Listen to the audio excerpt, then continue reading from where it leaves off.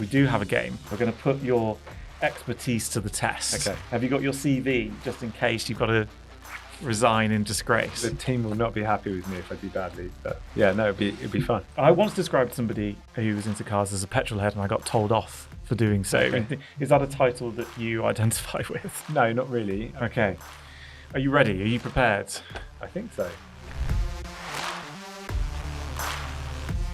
We're playing a game of higher or lower with Tom Leathes, the CEO and founder of Motorway. How much do you think the BMW M3 SA has been sold on Motorway? 47,000 miles on the clock.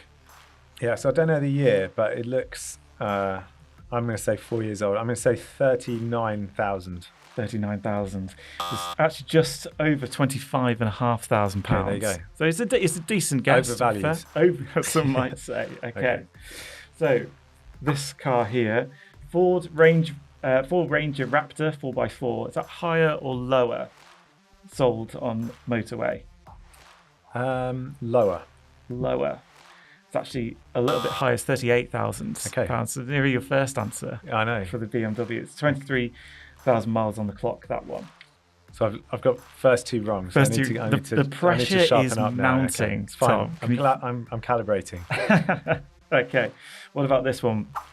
Jeep Wrangler Overland, just over 39,000 miles on the clock. Higher or lower than the Jeep? Lower. Than the Ford Ranger? Lower. Lower. That is correct. First point of the match. Okay. I'm on the board. £32,000 was sold on Motorway. Okay. What about this one? Ford Focus ST, 25,000 miles on the clock. Higher or lower than the Jeep? It's the most popular car on Motorway, this, but not the ST. And it depends how old it is. I'm going to say lower. It is, yeah. Just over 15 grand. There you go. You got into the rhythm now. I know. I'm there now. I'm there. It's fine. The pressure is still there, of course. Yeah. Okay. Vauxhall Corsa Excite, 54,500 miles. Lower. Lower. Yes. Just over 2 grand. Mini Cooper, just over 47,000 miles on the clock. It looks old by the wheels, but it is a convertible. I'm going to say higher, 5 grand.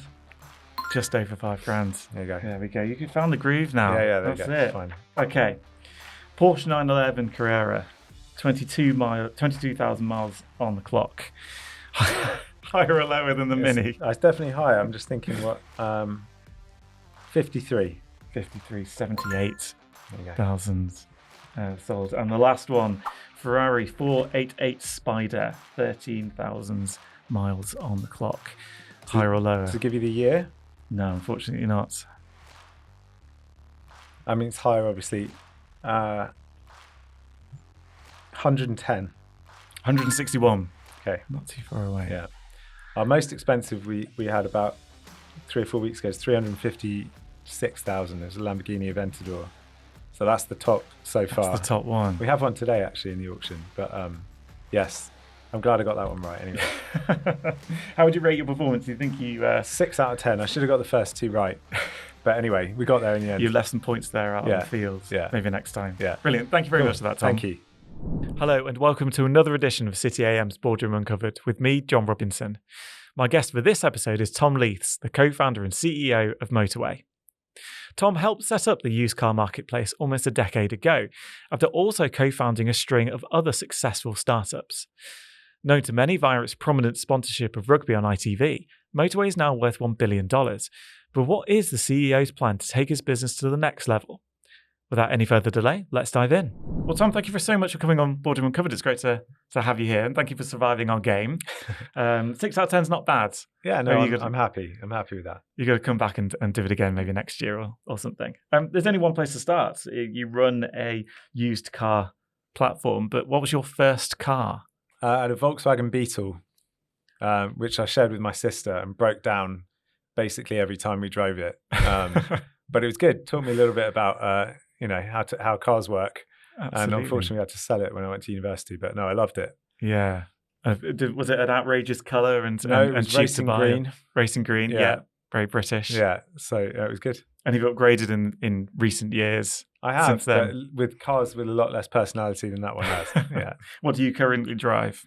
Well, I have 2 young children, which means nothing particularly exciting. I have a Volvo XC40.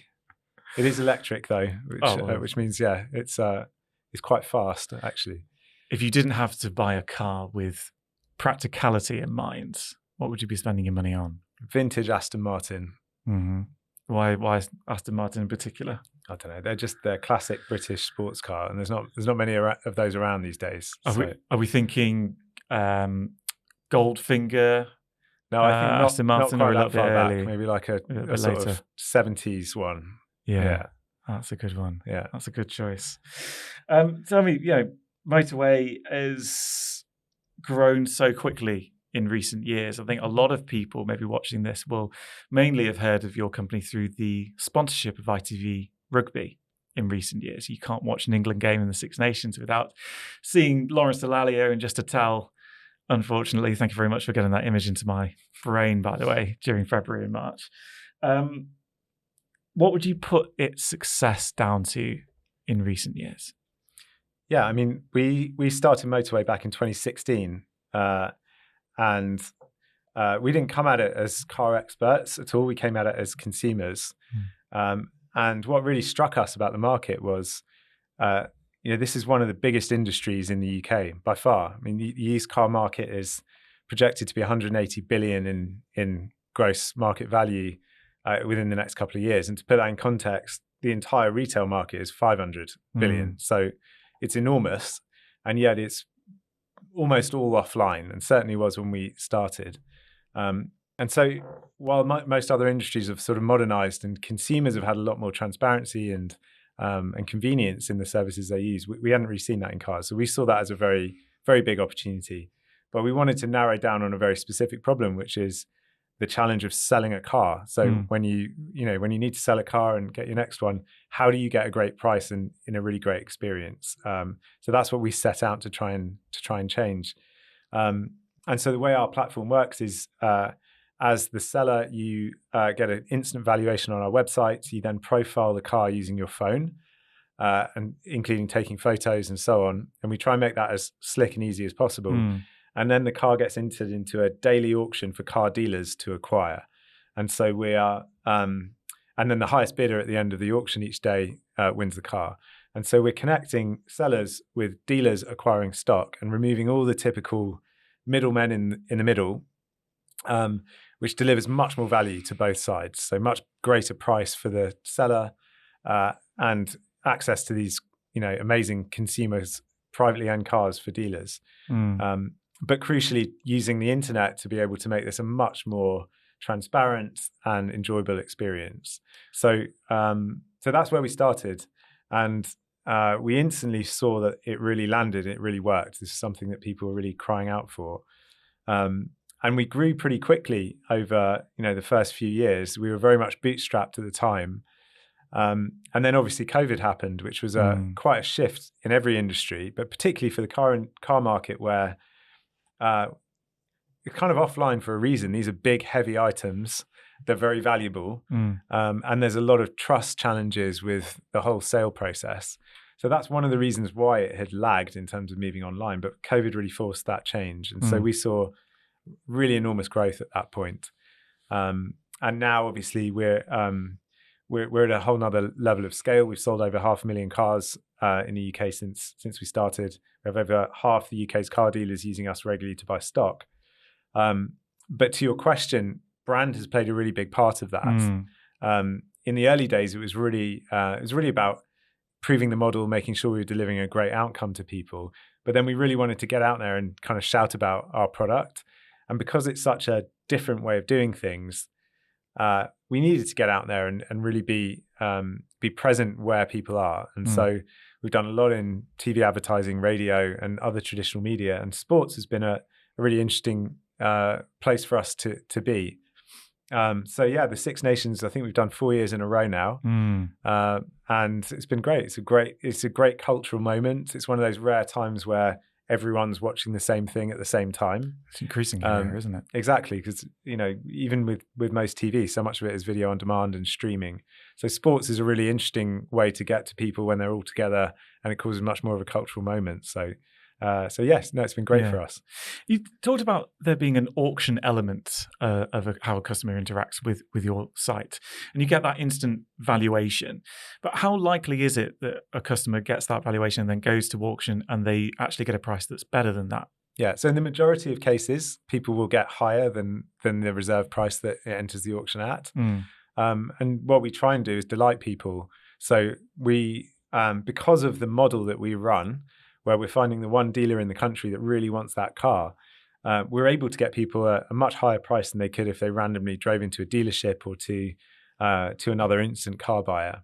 And so the sort of the market liquidity of our platform and the fact we have so many dealers means we can always find that dealer.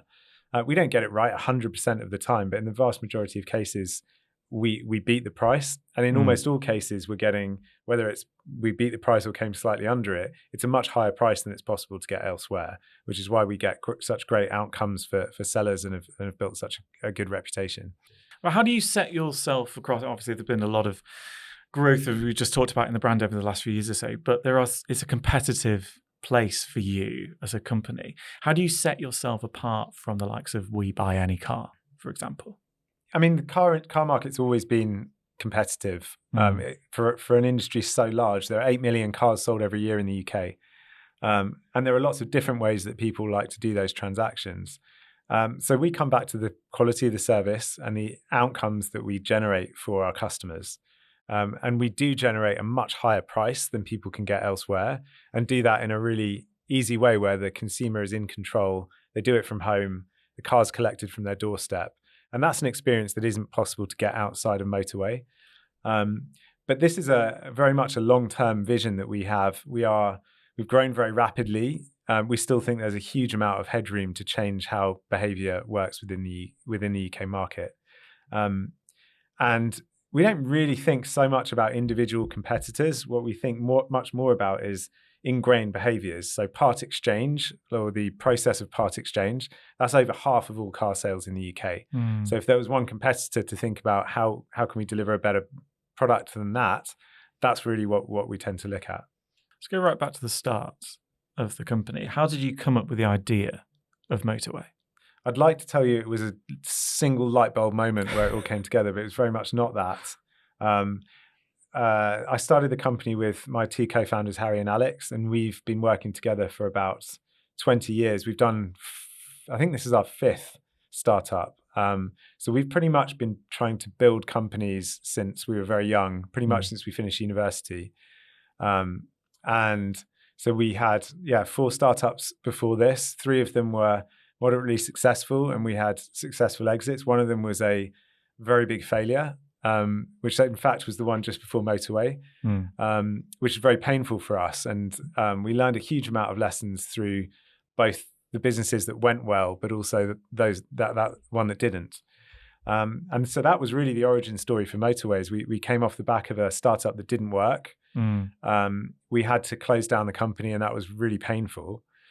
We all took some time out and thought maybe we should go and get a job, and maybe we're not set out for this. But very quickly realized that you win some, you lose some, and we need to really learn from those lessons and take it into what we do next. So we spent about 6 months in an office, just the 3 of us, working through ideas and trying to decide what to build next. And the framing we took into it was, firstly, we wanted to build a company that would hopefully be a 20 or 30 year journey and not something we'd just do for a few years. But also something where the model was sufficiently impactful for its customers that you'd be able to smash the incumbents in a really big market. And there's not that many of those ideas left, because obviously that's what everyone's looking for. But that's why the car industry was just so interesting for us. And we spent a lot of time looking at it and trying to unpick why it is such a difficult sector for people to transact in. And then, so about 6 months after we kind of first got the office was when we put the first website live, which was very straightforward. It just gave you a instant valuation for your car. And then one of me, Harry or Alex, would call the seller and chat to them about the vehicle. They'd WhatsApp us photos of the car, and then we would cold call car dealers around the country trying to find a home for it. And through that that process, first of all, we had to learn a lot about cars, and our first phone calls with car dealers, I'm glad they're not recorded. But we definitely learned a huge amount. And basically through that learning of just talking to customers, putting deals together, getting amazing outcomes actually for people, that informed us to build the product that has ultimately become Motorway. So often these things look like, it's an overnight success. It's very much the opposite of that, where, we had 20 years of building startups, making mistakes and learning from them. And then even in the early days of Motorway, really trying to understand where the value is and how we're going to change a market that has seen very little change in the last half century. So a career startup founder then, I suppose, is a good way of describing you. Do you feel that as a startup founder, that the UK supported you and your co-founders over the years? Is this an economy that backs entrepreneurs? I've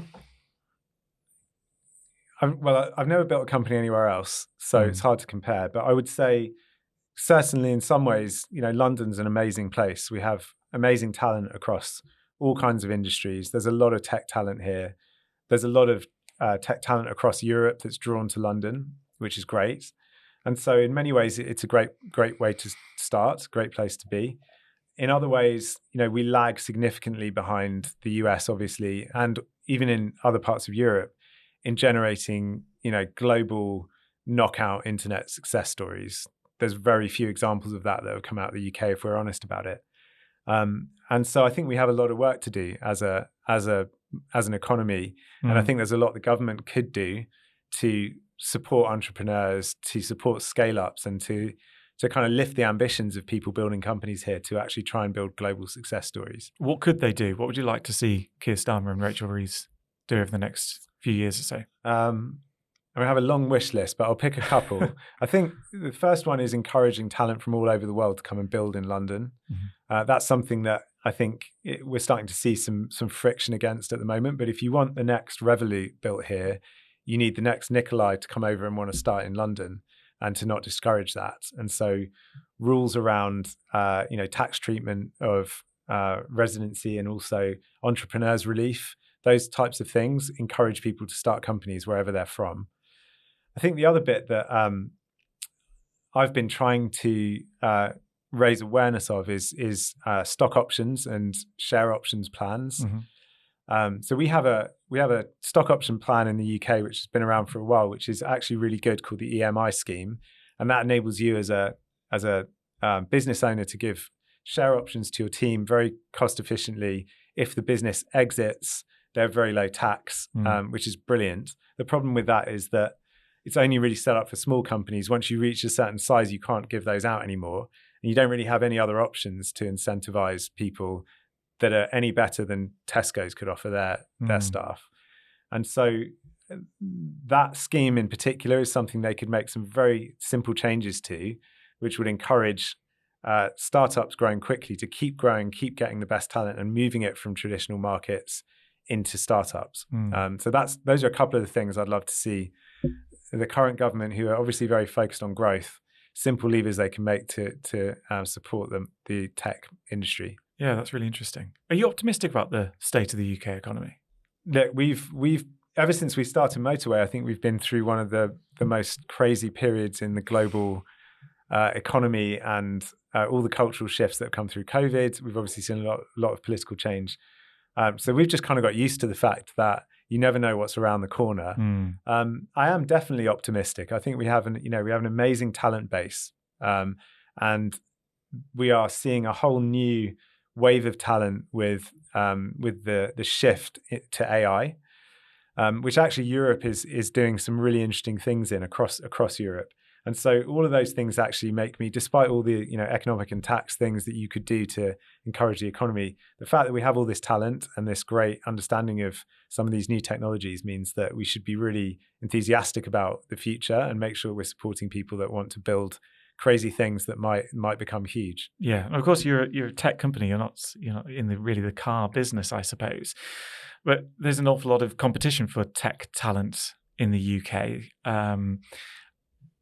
What are you doing to encourage the top talent in that industry to come to Motorway instead of another tech company? First of all, you have to be working on something interesting, Mm. because the top tech talent wants to be working on really interesting problems.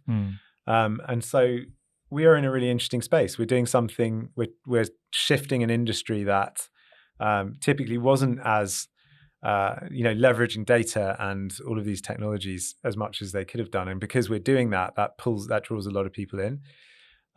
We also have some amazing talent, and I really believe that the best talent brings in the best talent. And so that's been really important. We've brought in some, amazing leaders. Our chief product officer, Tanya, was at Instagram. We've got talent from some of the biggest tech companies in the world at the business. And so that's definitely raised our game and also brought in lots more talent. But you also have to build a culture where you encourage innovation. We've done a lot of things in our business which have really leveraged things like mobile phone technology to be able to build amazing profiles of your vehicle, that mean we're able to tackle really difficult things in really innovative ways. And you have to build a culture that you support people coming up with some slightly crazy ideas, testing them, trying them. And all of that takes time and focus, but it's something we care a lot about. Does that culture come from the top down, or do you hope that people coming into you're looking for something in the hires and then it's a little bit more organic? How much is that led by you and your? Yeah, I think it has to start because ultimately your culture forms very early, in my experience, and it does tend to be led in the early days by the founders. My co-founder Harry is something of a product and tech genius. I mean, I started working with him when he was 17, and he was already kind of mind-blowing what he could do at that age. And so, technology and innovation has always been at the heart of everything we've ever done. And that definitely set us on the right footing at the beginning, and has helped bring in the right people that have kind of expanded that much further than we ever did. What kind of a leader are you, Tom? How would you describe your leadership style? That's a good question, which I don't have a good answer for. I think I just try and be authentic and honest with the team that I work with. I also am very aware of where I'm lacking experience or where I'm lacking understanding, and I try and bring in people that know more than me about those areas, and I try and learn from them and give them the room to do what I wouldn't be able to. So, maybe it's a slightly cheesy answer, but really it's about building the best team that you possibly can and enabling them to do their best work. And that's what I try and focus on. You've been leading the company for a while now. It's obviously not the first company that you've led as we've talked about. So you might have a good handle on this next question. But what does it take to be a good CEO? What are the three aspects that you think are crucial to holding that job and doing a good job at it, I suppose? Yeah, I don't know whether I see myself primarily as a CEO or a founder, because I feel like those are two different jobs. But as we've got larger, my role has definitely shifted from being a founder where you just do everything and you have a small team and everyone knows what's going on and there's very little hierarchy, to being a business. Now we're 450 people, and definitely that changes the sort of shape of the job. So it also changes what you do. So when you're 10, 15 people, you're in the weeds doing the work. In my case, I was cold calling car dealers. Now it's very much about setting direction and having the right depth of meddling. You can't just set a vision and walk away, but at the same time, you can't be in the weeds with every decision and kind of forensically looking at everything that's happening. So it's trying to find that balance. And I think that balance shifts as the business gets bigger.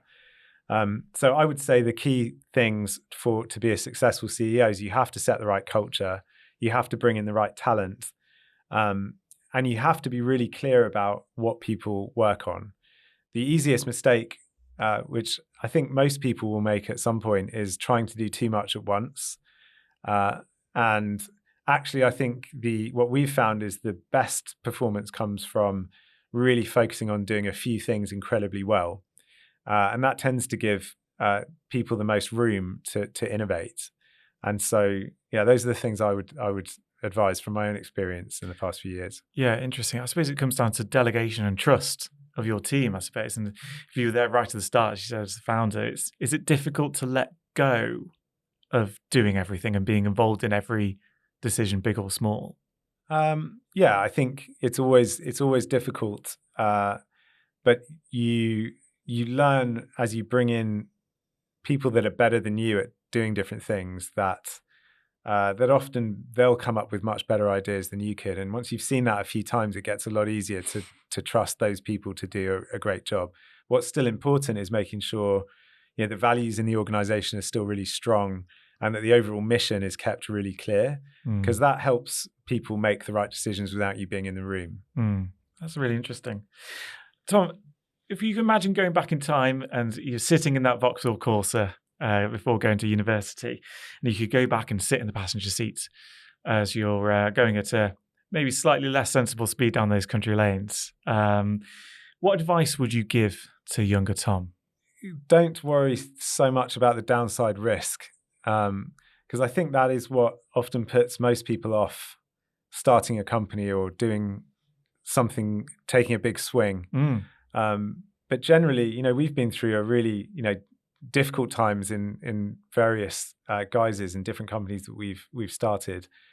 And that leads to lots of late nights and worrying about what might happen. But what you learn is, as long as you do it respectfully and you try and make the right decisions with the right kind of values grounding, even the worst things are not that bad. And actually, it's still better to take the swing than not take it at all. So I would probably remind myself of that if I was sat in the passenger seat. It is a big swing, founding a company, isn't it? And most startups fail. To have the confidence to do that and go out and take the risk on your own or with some friends is a big deal, isn't it? Do you think that more people should be encouraged to take that big swing? Yeah, definitely, for sure. I think there's a lot of it is about who you do it with. And I don't do much advising of other companies, but if I do, I often look at not just the founder, but who are their team. Because not only do you need that talent base to make something work, as you say, it's really hard. There's no getting away from that. The quality of this kind of team at the beginning are what will define whether it works or not the strength of the idea. And so definitely people should I think aspire to build things and try things. But the two things that they need to be sure of at the beginning is, like, one, make sure you're building it with people that you're going to be spending a huge amount of time with these people over a long period of time, probably more so than your partner. So that relationship has to be right and the skills have to be complementary. And that's not easy to find. So you need to make sure you have that in place. And the other thing is to just accept the fact that whatever your idea is probably not what it's going to be. And you need to have the humility or resilience or whatever it is, just to accept the fact that, okay, that idea didn't work. Now we need to try this. Now we need to try this. Because the biggest thing I see people doing wrong is having this perfectly formed idea in their head and refusing to drop it despite whatever data might kind of indicate the contrary. You've got to be adaptable. You have to be adaptable and willing to drop it. Yeah, absolutely. Is it better to have founded the companies with mates, or does that sometimes strain relationships and can sometimes cause more issues? I think so. I think you need to have firstly, you need to have a really strong trust between people that you're building a company with. And you also really need to have fun with them. Otherwise, all those late nights and long hours just are not particularly enjoyable. So it needs to be fun. It should feel like you're a gang going into battle. Yeah. And so, I think whether you're friends before you start it, you certainly need to be really good friends as you're building it. Otherwise, it's not going to be much of a fun journey. Talk to me about the future of Motorway then. You said it's going to be a 20 or 30 year plan. What is that plan?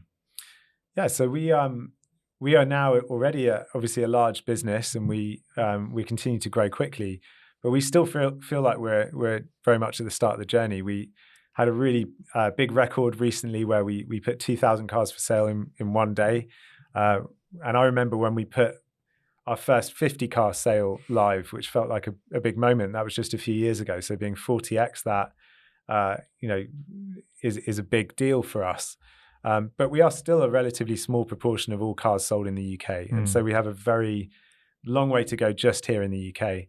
And that's our short-term focus. We're building a lot of innovation within our product. So, for example, we just launched a product called Motorway Pay, where we handle the payment flows. So when a dealer purchases the car, they pay us, and then we clear any finance on the car, we distribute the funds to the seller, and that all happens within a couple of seconds. And so rather than spreading into lots of new products, we're going deeper and deeper into our own service and just making it better and better and better. And through that, we hope to, build a much even bigger proportion of cars sold in the UK. And so that's our core focus for the time being. And also supporting car dealers. Car dealers are one of the sort of backbones of the economy. We work with over half of the UK's car dealers and pretty much all of the biggest ones. And they are really adapting, developing, and changing really quickly. And so supporting them through that shift online is really important. It's something we take really seriously. So those are what we're focusing on at the moment. But obviously in time, we hope to be very much a global company doing what we're doing everywhere that we can. And so that's why we do think it's like a multi-decade journey. And we're very excited about where we are now, but there's still lots ahead that we're excited about. Absolutely. We're recording this in the heart of the City of London, so I'd be remiss if I didn't ask this question. Can you see yourself listing on the London Stock Exchange in the next few years or so? Is that part of the plan? We don't have any specific landmarks that we're working towards. Obviously, in time, we hope that there will be exciting liquidity events for investors, for the team, and so on. And an IPO probably is what we would like to see happen, because it would mean that that's just a landmark on the journey, and we continue building. Whether or not we list in the UK or somewhere else is not really something we think about. But as we talked about earlier, there are a lot of challenges in that, and we have not seen a huge amounts of like knockout successes. I would say the bigger focus should be earlier on in that funnel, less on getting the X number of scale ups to choose London to list on, but get more people starting businesses in the first place, help them scale, and help them get beyond this phase of small to medium sized startups, and get people's ambitions to be much larger than that, because the rest will work itself out. What does London have to do to convince you to pick the London over New York or Amsterdam or elsewhere? Yeah, again, that's not really in our. It's not something we're thinking about massively at the moment. Yeah. We're focusing on just building the best business we can, delivering for customers, and again, the rest will sort of work itself out at the right time. Yeah, when it's right. Exactly. But I suppose the challenge for you at the moment is return to profits as well. What's the plan for that? Yeah, I mean, it's worth remembering we are actually a very lightweight business model. We're a marketplace. And Motorway has grown very rapidly over the past 8 years since we founded. We never really raised much in venture capital in the early days. The first 4 or 5 years were pretty much bootstrapped. But we raised a lot of money as we just had to follow the scale that we were seeing on both sides of the marketplace, which is the right time to raise money. And that's allowed us to keep our heads down, keep growing, keep innovating, and keep building out the product. But obviously, profitability is critical to our long-term success. So it's something we're focusing on a lot. But because we have this quite lightweight model of being a marketplace, allows us to scale really efficiently. We've got really good at marketing efficiently and being able to convert customers through our funnel, which is one of the most critical things we have to do really well. So yeah, we're making great progress towards that, and that plays a big part in how we think about the future. And finally, Tom, if you step back and look at your career, and look at the success, genuine success of Motorway over the last 8 years or so, do you yourself consider yourself a success? It's not something I massively think about, but I would say yes. I mean, if you'd have said to me, Alex and Harry, back when we were cold calling people back in 2016, that this is what Motorway would look like in 2025, we'd be absolutely thrilled. And I think that's beyond what you typically expect to see when you start a company. So we feel very proud of where we've come to so far. I'm very proud of the team for all the work that they've done to get us here. But again, it still feels very early for us. If we thought we were a success, then that sort of implies like we've done it. We don't feel like that way at all. We still think we're very much at the start of the journey. Brilliant. Well, Tom, thank you so much for coming on Boardroom Uncovered. It's great to have you. No worries. Thanks for having me. Thank you. Thanks.